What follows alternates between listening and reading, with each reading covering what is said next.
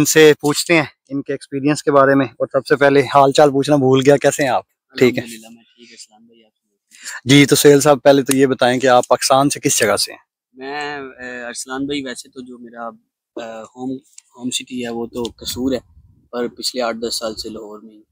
लाहौर में आपकी एजुकेशन वगैरह, मतलब मास्टर वगैरह या आपने जो भी किया है वो किस यूनिवर्सिटी से किया? गवर्नमेंट कॉलेज से अपनी डिग्री ली, फिर उसके बाद पंजाब यूनिवर्सिटी से लॉ किया। जीसी लाहौर से? जी। वहाँ पे तो एडमिशन ही बड़ा मुश्किल से होता है। सही है। फिर उसके बाद यहाँ पे आ गए। फिर आपको पता ही है, यहाँ से ब्रेडफोर्ड यूनिवर्सिटी से LLM किया जी। यूनिवर्सिटी ऑफ ब्रेडफोर्ड से इन्होंने LLM किया है। और आप हैं दूसरा, कितना अर्सा हो गया आपको यहाँ पे आए हुए? मैं जनवरी 2022 में आया था। जनवरी 2022 में? तो आपको मेरे ख्याल से 1 साल हो गए हैं। ऑलमोस्ट 2 साल हो जाएंगे, ये नेक्स्ट कमिंग 2024 में 2 साल हो ठीक है।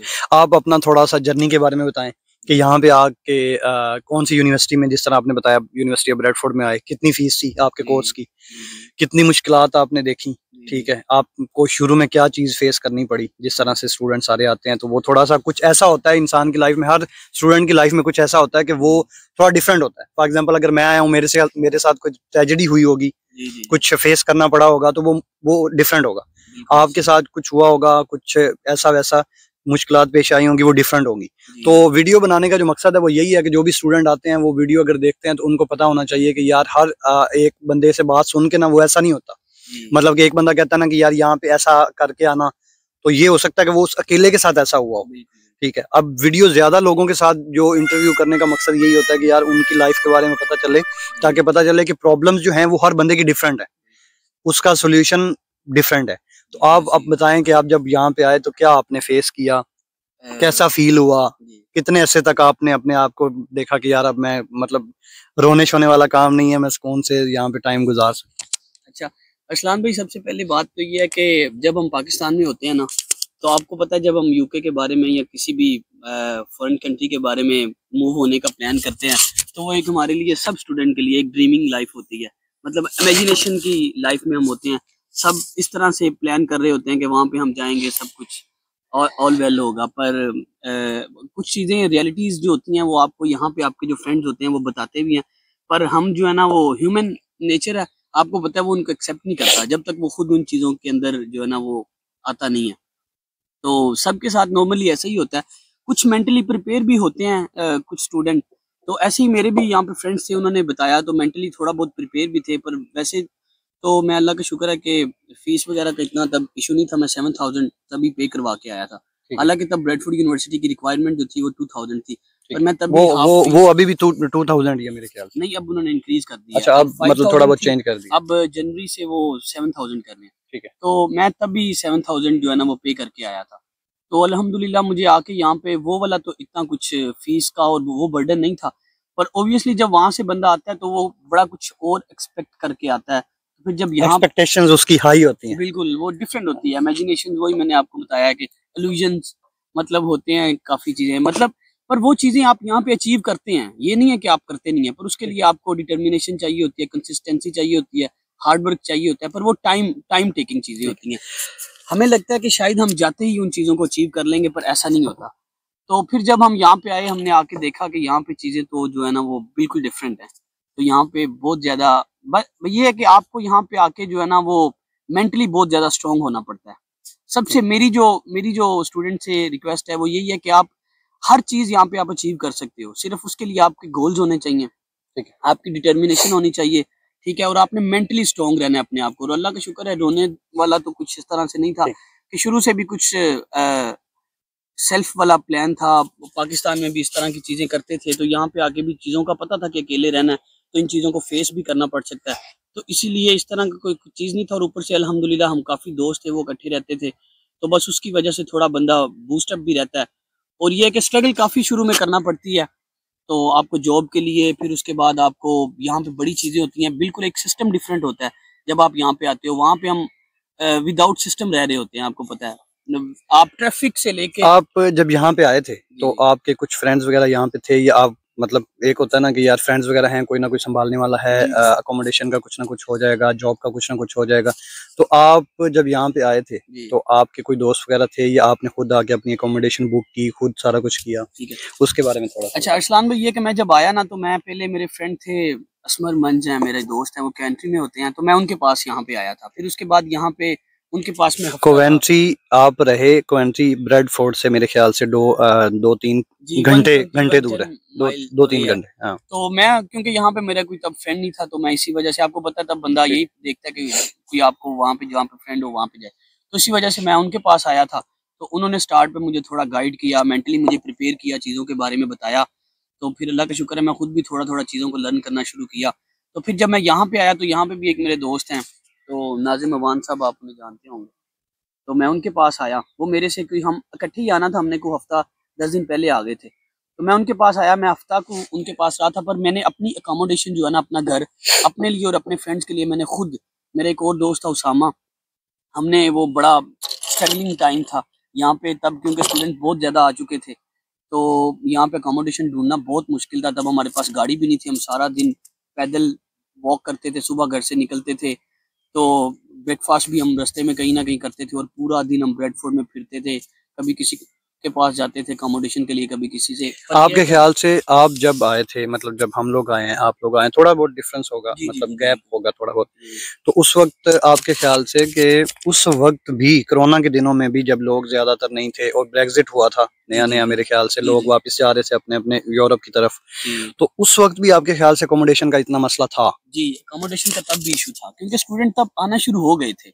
हम 2022 में आए थे, ये आप बात कर रहे हैं, अगर आप 2020 में थोड़ा पीछे चले जाए ना, तो तब मेरे ख्याल में थोड़ा कंफर्टेबल था स्टूडेंट्स के लिए, और 2022 तक जो है ना, वो जो है ना अकोमोडेशन के मसाइल यहाँ पे होने लग गए थे। क्योंकि जब हम आते हैं सीजन के अंदर, आपको पता है जनवरी में या सितंबर में आते हैं, तो तब जो है ना वो इशू होता है, स्टूडेंट्स को ये फेस करना पड़ता है। तो आपकी जो बाकी फीस थी, मतलब मैं एक बात करता हूँ हमेशा से कि यार हम लोग पहली चीज तो ये है कि ज्यादातर देखा जाए तो 99% जो स्टूडेंट है, 90% लगा लें, वो मिडिल क्लास फैमिली से होते हैं, और ना भी हों तो आपने देखा होगा कि ना भी हों तो फिर भी वो कहते हैं कि अपना आप खुद ही उठाना है, अपनी फीसें खुद देनी है।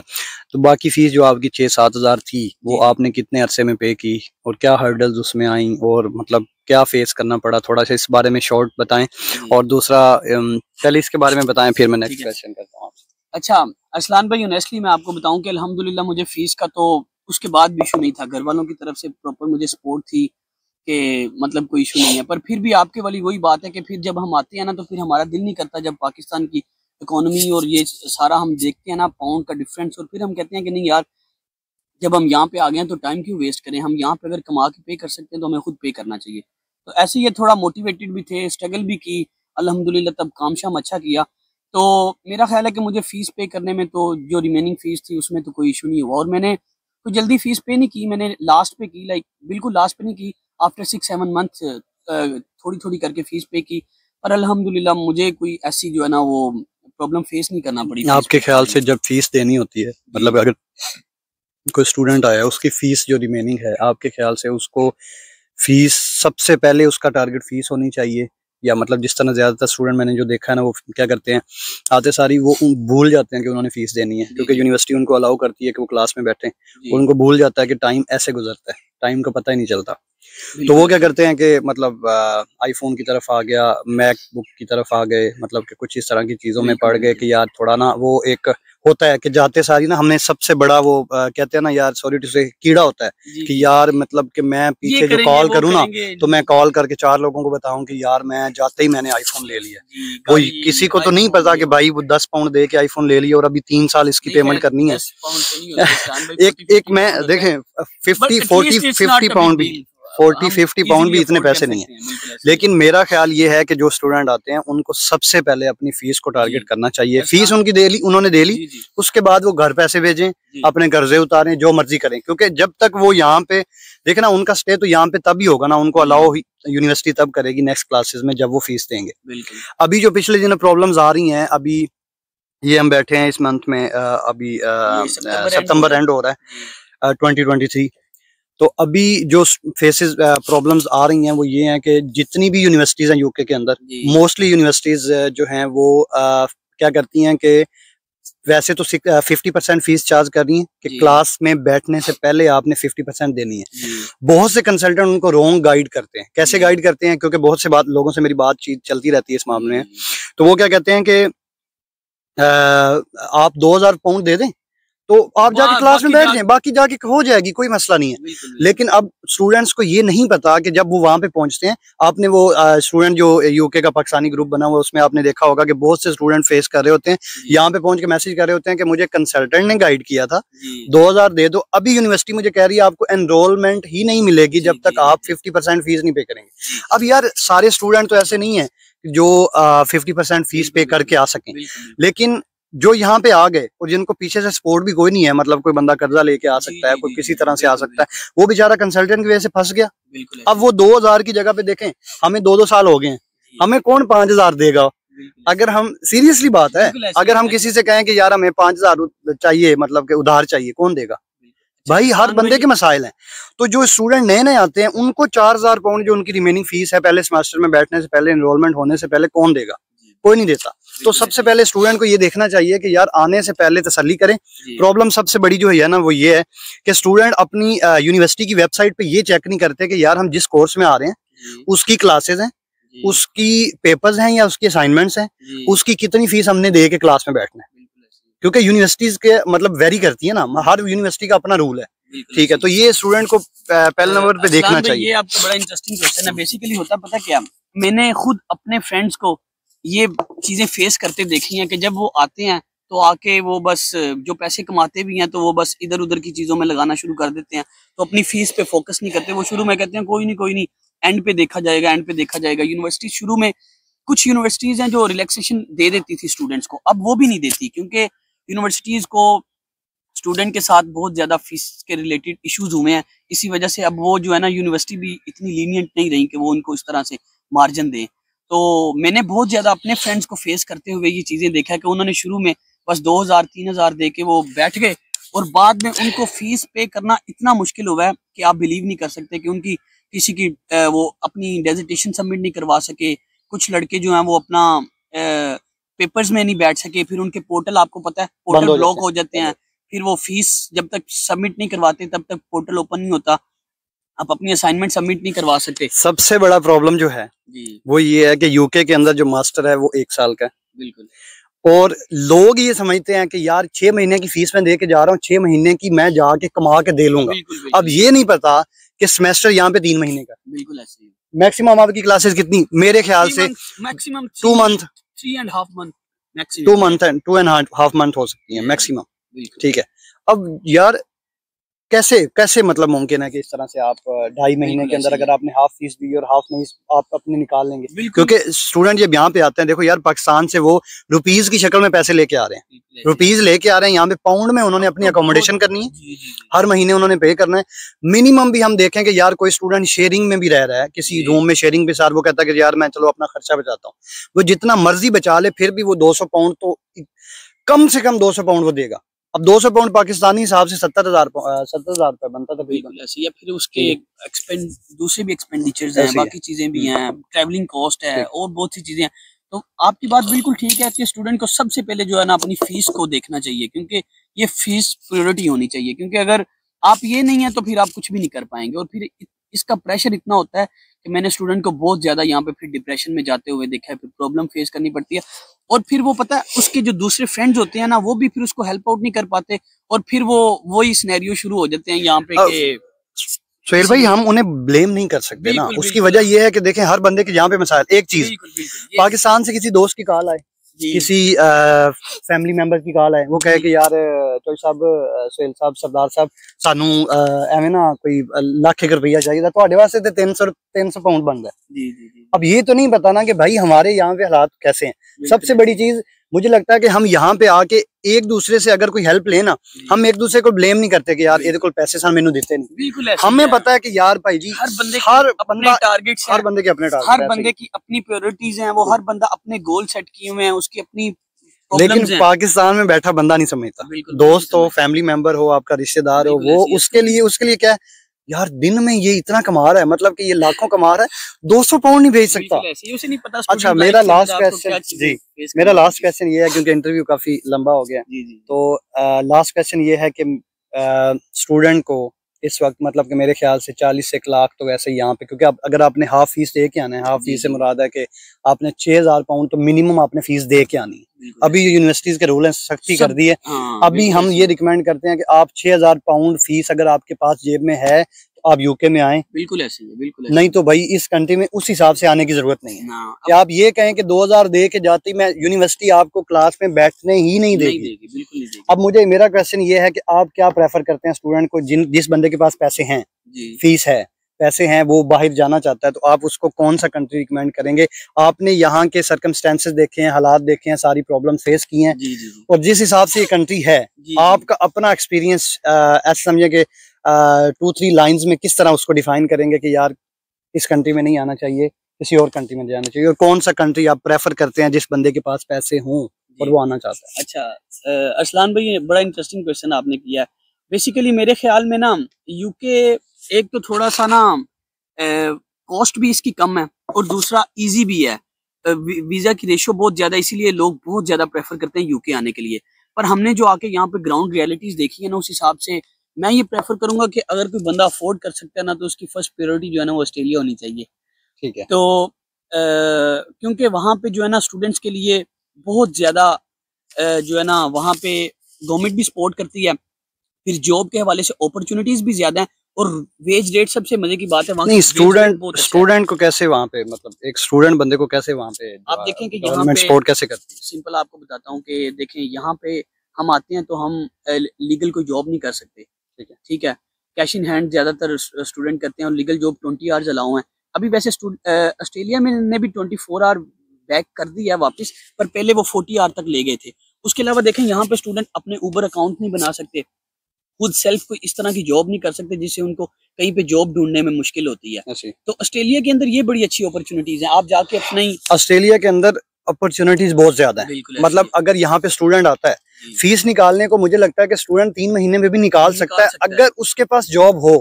प्रॉब्लम ये है कि एक हफ्ते के अंदर अगर स्टूडेंट की 2 दिन क्लासेस हैं और वो अभी मस्ट है उसको क्लासेस लेना। आपको पता होगा कि यूनिवर्सिटी ऑफ ब्रैडफोर्ड ने, और बाकी यूनिवर्सिटीज में ये रूल लाजमी बनाया होगा, यूनिवर्सिटी ऑफ ब्रैडफोर्ड में पिछले महीने ये सेमेस्टर की बात है, बच्चे मुझे बता रहे थे कि उन्होंने हर क्लास में बंदा खड़ा कर दिया। पाकिस्तानी और इंडियन की हरकतों से तंग आके उन्होंने क्या किया, उनको पता है कि बच्चे आते नहीं है, उन्होंने एक बंदा खड़ा कर दिया अटेंडेंस के ऊपर, वो जो पोर्टल है ना जहाँ पे आपने कार्ड टैप करना है।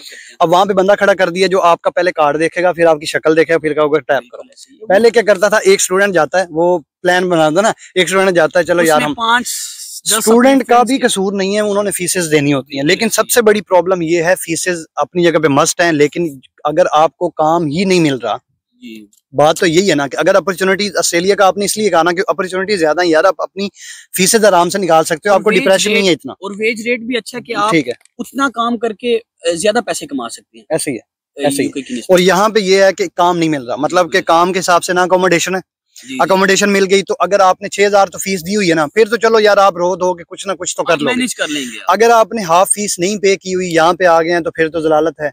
फिर आप, सबसे बड़ी चीज डिप्रेशन, यहाँ पे क्यों हम कहते हैं कि डिप्रेशन है किसी भी कंट्री में, किसी भी कंट्री में डिप्रेशन किस वजह से है, वो इसी वजह से है कि यार हमारे पास एक तो पैसे नहीं है, हमने फीसेस देनी है, हमारे पास वो नहीं ना, एक टारगेट होता है ना कि हमें पता है कि यार मैं जहाँ पे काम कर रहा हूँ महीने में इतने कमा के, इतनी मेरी अकोमोडेशन का खर्चा, इतना मेरा अपने एक्सपेंडिचर वगैरह निकाल के मेरी फीसेस पूरी हो रही हैं, एक टारगेट।